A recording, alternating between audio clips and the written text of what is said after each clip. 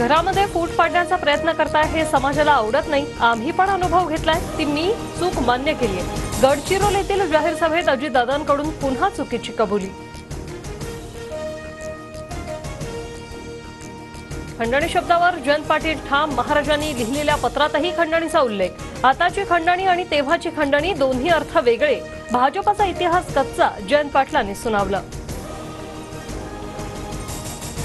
पूजा Khedkar IS सेवेतून बरखास्त, केंद्र सरकारची पूजा विरोधात मोठी कारवाई। फोडाफोडीचं राजकारण बघता आता राज्यात महाविकास आघाडी सरकार आलं पाहिजे, एकनाथ खडसेंची प्रतिक्रिया।